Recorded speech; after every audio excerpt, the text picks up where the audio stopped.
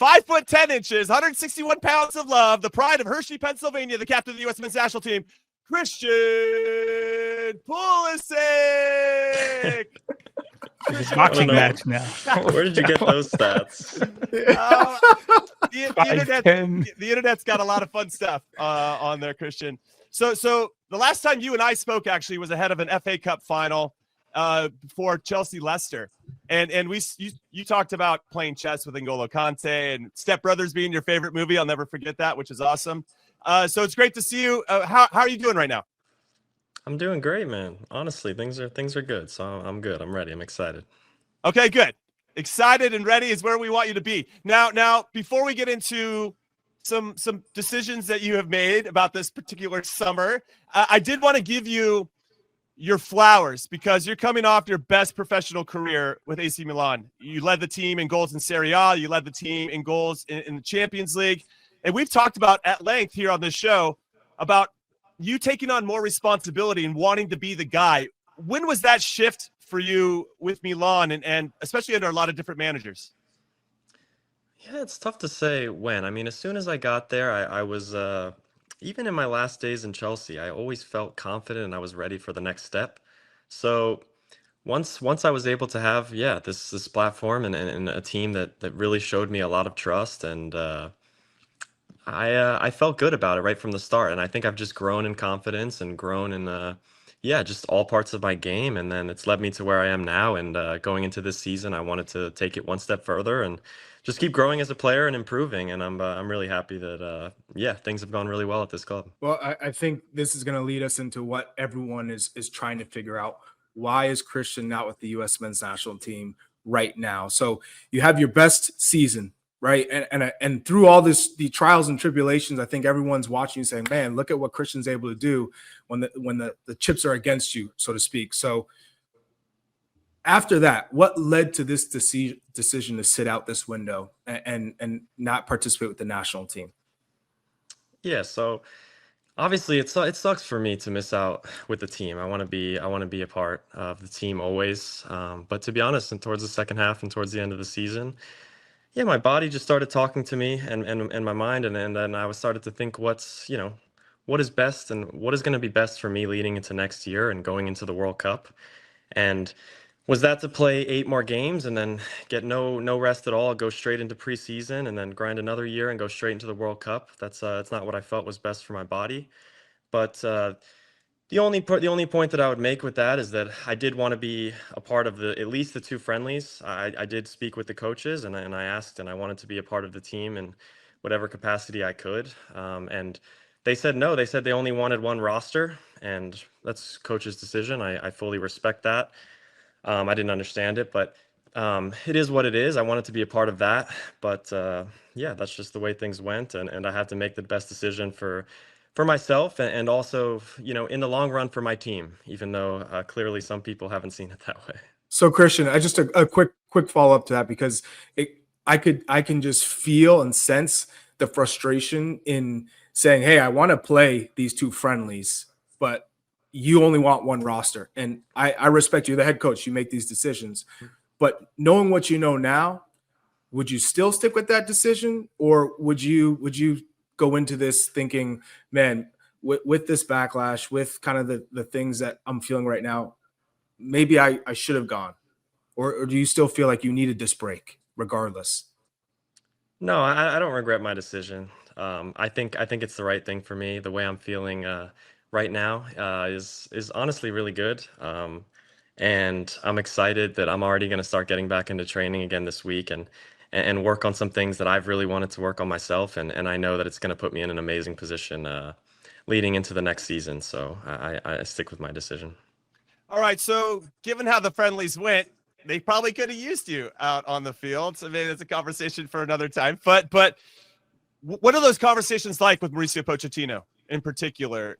What kind of communication are you having with regard to how this whole thing's going to shape up for the next year or even in the moment now for the summer? No, we had 1 phone call where we discussed everything. He understood kind of where I was coming from, and That's as much conversation as I've had with him. We haven't continued to talk and everything, but I mean, yeah, I'm supporting the team. I want the best for this team. Truly, I think it's a great opportunity for some players that are coming in as well, and also some faces that have been around, and I think it's a great opportunity for them. And yeah, I'm only wishing them the best. You touched on it, Christian. There was a little bit of backlash, and you kind of joked about, not everybody agreed with this. And of course, Landon had his say on this. Tim Howard's had his say on this, and everyone's had an opinion. And you've also had guys like Eddie Johnson, right, who've come out and said, "Hey, this is the right decision."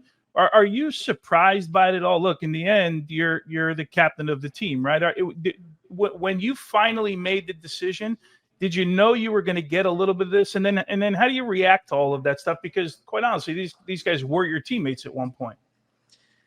Yeah, I mean, I don't know. I've always said you guys would probably be surprised with how little I actually gets to me. I try to stay away from it as much as I can. I mean, when it comes to those guys, I don't know. I guess it is tough because I looked up to those guys growing up. Some of these guys were my idols, and I respect them so much as players. And it's tough, especially when some of them as well, even privately, the way they can, the way they talk to me and clearly want to show support and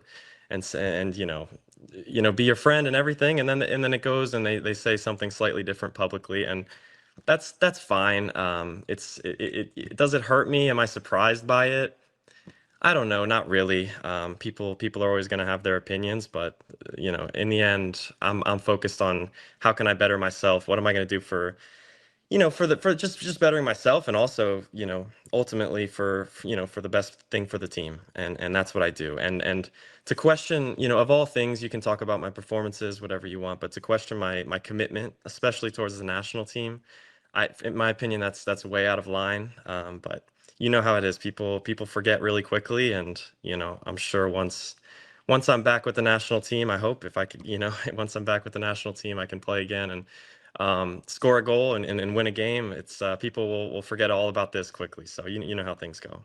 Christian, I want to touch on something you brought up there with just one conversation with Pochettino. Do you feel that's a little unusual given where you are, your status with the U.S. Men's National Team, your status in Europe? You've played for some incredible coaches. I mean, from Thomas Tuchel, Peter Bosch, to Jurgen Klinsmann, Bruce Arena. Where would that relationship fall in terms of other coaches you've had in the past? Would you expect more conversations? It's always weird the dynamic with a player and a coach, because he is your boss. So you're not going to be besties, but you also want clear, concise messaging.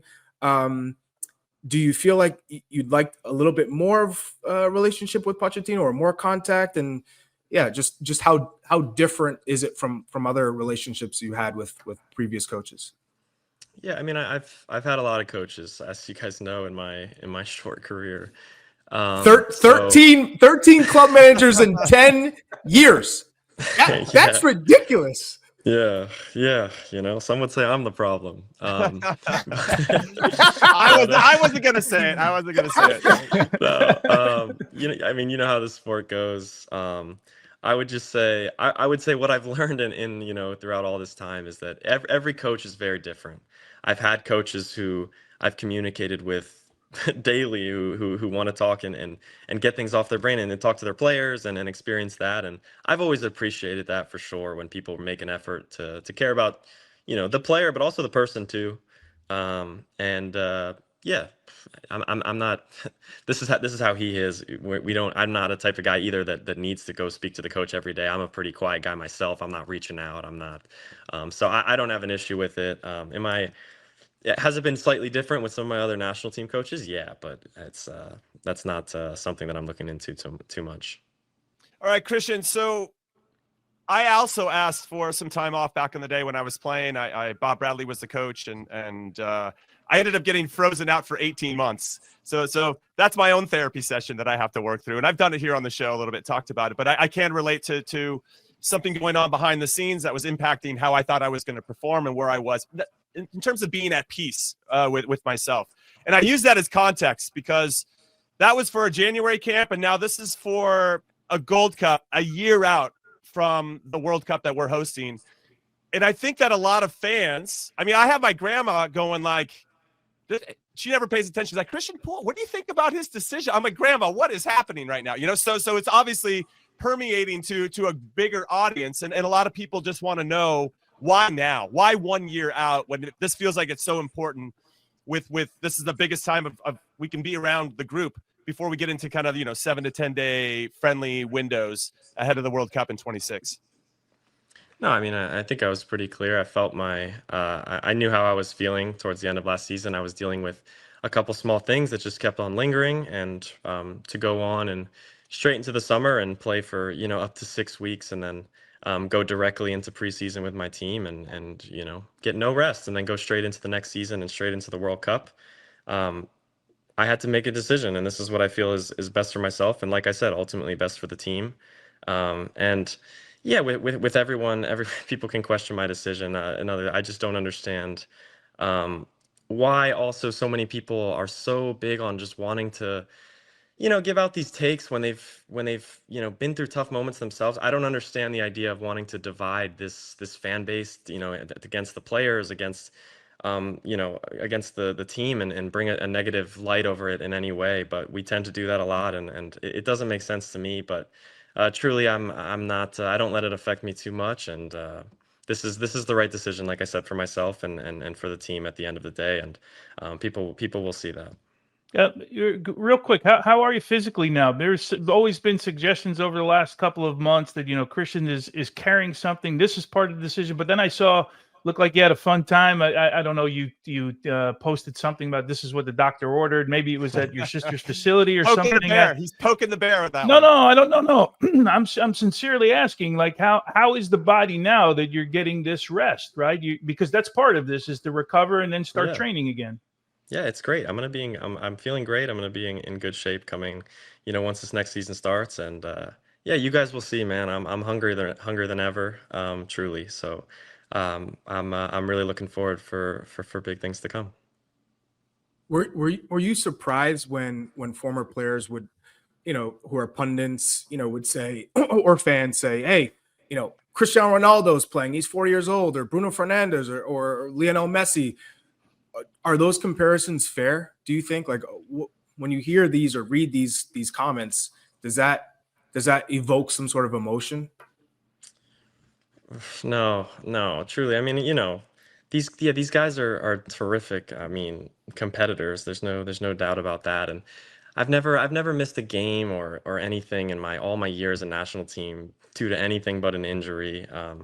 I want to be there at all times. Sometimes you have to make decisions, and yeah, they can talk about that. And like I said, I wanted to be there for the 2 games, after the season as well, and be there. And that's what the other guys were doing in Europe. They got to play, their games in Europe, and just for me, playing potentially 8 games and getting no rest at all when my body was feeling the way I did, I just felt like it could be a risk, and I had to make the best decision. So does it surprise me?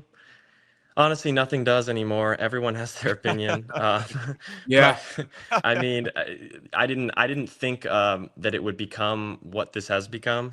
I guess that's why I wanted to come on here and not defend myself, because I don't feel like, truly, sometimes I don't feel like I owe it to people. Sometimes, I'm living my life and I have to make decisions for myself and for my teams, and that's just how it goes. But yeah, it's becomes definitely something bigger that people have made it bigger than it needs to be. So I don't really get it. So Christian, when you're on this break, are you disconnecting completely, or are you still watching, the U.S. men's national team, for instance, in these 2 friendlies? Because it's easy to say, hey, I want to get away, I want to take a complete break from soccer, versus, all right, just my body and my mind need to rest from training and playing, but I'm still going to be clued in. Yeah, I'm taking a break, physically from doing all those kinds of things. But I always tune in. I'm there. I mean, if I'm not there, I'm their biggest supporter. So, yeah, I'm always watching. How hard has it been to watch? I mean, it doesn't mean it's hard to watch. The results have been tough for sure. Yeah. I mean, yeah, it was difficult to watch the last game, and yeah, it hurts. I mean, I think there's still a lot of I think there is some promising things that we can take from it. And going into Gold Cup, I think I think we can still be excited and want to support this team. I think in these games there's been some changes, some new faces, and it's not easy for those type of guys to step in and do an amazing job and expect great results right away. It's not That's not how it is. So of course it's been tough, and I wish I could be there and help in any way that I can and be a part of the team, but that's what it is. So Christian, was there anybody that stood out for you in any particular way? You're like, oh, that guy's got some sauce. I wouldn't mind sharing the field with him. Yeah, no, I mean, I think there's a lot of fun guys to watch. I think I always enjoy watching Luca De La Torre, some of the guys that I played with in the youth national team a lot as well. I always like the way he plays. If I were to single one guy out, I think he's really smart on the ball and can make a difference. And yeah, I've enjoyed watching the other, there's clearly some talent and some excitement that is good for the team. How about coming out of Nations League, right? We were all pretty high on Diego Luna and the effort that he put in, and kind of a different type of player, right? Someone that gives something a little different than some of the profiles we have. Like a kid like that. How do you think he's fit in so far? Yeah, great. I mean, he's fun to watch. It's like you said, he brings a little something different. He's got that bite to him. And it's cool. I think he's been doing extremely well in the MLS, and he deserves these opportunities, and he's done well with the minutes that he's had. So definitely an exciting piece, and yeah, I enjoyed spending time with him off the field as well in the last camp, and yeah, getting to know him, and definitely an exciting prospect.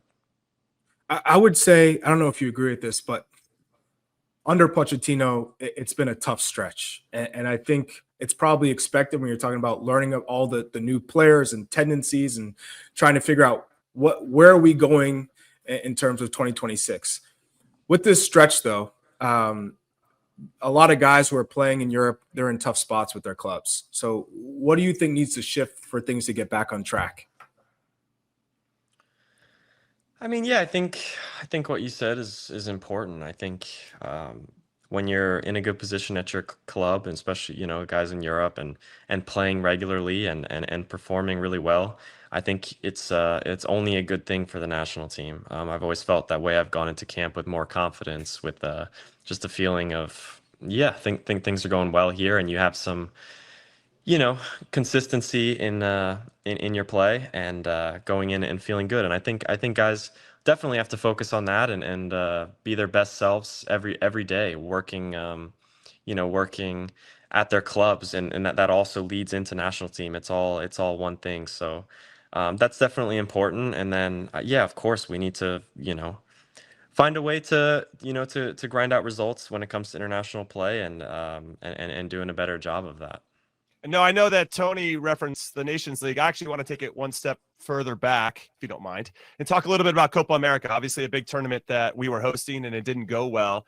Now, the great Nelson Mandela once said, "I never lose. I either win or I learn." And so I wanted to know what you thought our core group of players. I know we had a different coach at the time, but it's the same relatively group of players that are going to help lead us into the 2026 World Cup. What did we learn from that particular tournament, and how do you think that can help us moving forward? Yeah, I mean, that was such a strange tournament looking back on, because we remember playing a great first game, everyone feeling great, and then a great start to the second game, and things just shifted so quickly in that game, and it became very difficult for us. And then for all of a sudden the last game, it's like a win or you're out, and which didn't feel like we needed to be in that position. But that's the way it was. That's the way things happen, and we don't have some right when we step onto a field against other teams that we're supposed to, we have to win this game. They have 11 players out there, and so do we. And things didn't go our way in that tournament, but I didn't come out of that feeling like we were a weak team or performed really poorly. So it was tough. And then yeah, moving forward, I mean, going into that Nations League, the only other thing that does frustrate me is this like narrative that people want to create, that we don't care, that it's Right. a commitment and stuff like that. That's something that, like, in my opinion, it can just be kind of like a lazy take. Like, you can always say that, you know what I mean? But we're playing against, a Panama team, for example, who had a game plan and they executed a game plan. We couldn't find the goals that we needed, and then they scored in the last minute. It's like just seems to me like not the best take ever, because I don't see a group of guys out there, especially when I'm out there playing. We don't step out there and not give 100%. It's just not, it's not something that we do. Like we all want it so bad, and sometimes it's not for just a matter of caring. I don't agree with that always, I would say. So Yes. yeah, go ahead. Go ahead, Charles. Go ahead. No, I was just gonna say, mentality can be looked at in a lot of different ways, right? It's pretty vague. Intensity, tempo, versus I just want to be here versus not. And I think it's clear that you guys all care, but is it more about the roles and identity just not being clear enough?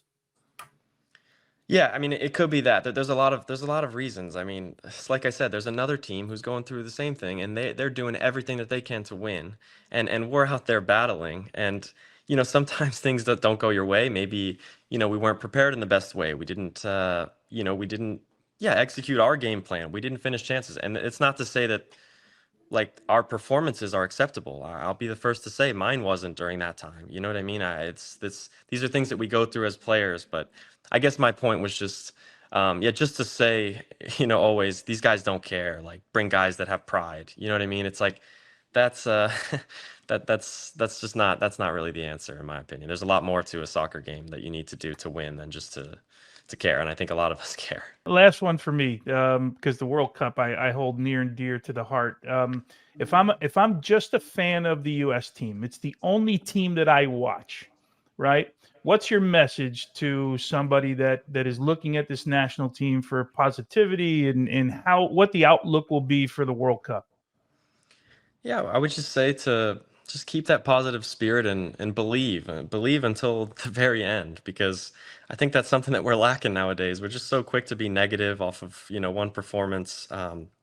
They forget real fast the successes that you've had, and they'll remember real fast once we get a big win. And I would say to just keep the faith, keep believing, just support the team in every way that you can. Go out to the games. We appreciate it, and I think support all the players in their club journeys. And I think it's an exciting team, and we can still accomplish so much. There's so much negativity around the team and around this sport in this country that people want to bring to light. But let's just bring how all the positivity and what this team has become. And look at where the players are playing nowadays. It's an exciting time, and just support the team, because you never know what can happen. We can go and have the best tournament of our lives. You never know. That's the beauty of sports.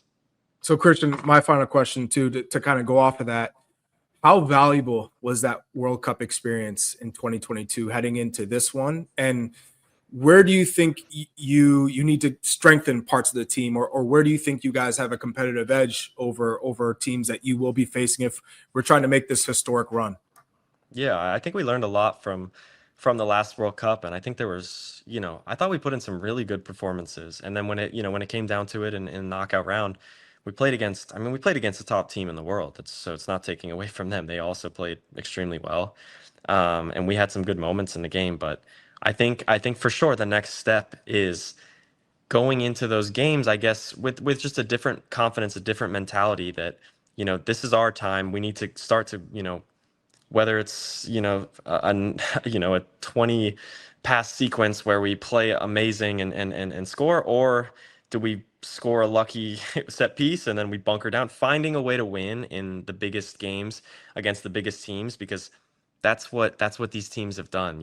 Argentina hasn't cared how they win a game in the World Cup. They just get it done, whether it's the ugliest thing in the world, or it's with beautiful play, like I said. And I think it's just finding a way to do that, getting that next step, and feeling confident that we can win against these bigger name teams is the next step that we need to reach.